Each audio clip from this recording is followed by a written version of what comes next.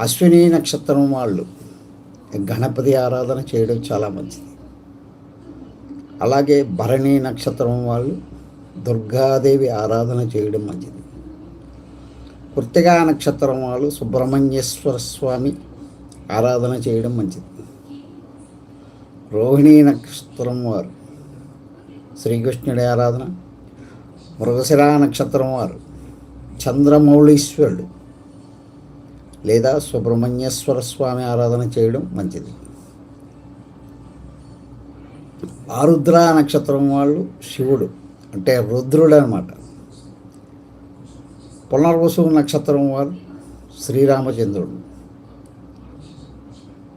పుష్యమి నక్షత్రం వారు దక్షిణామూర్తి బృహస్పతి. అంటే బృహస్పతి అంటే కనుక మేధా దక్షిణామూర్తి.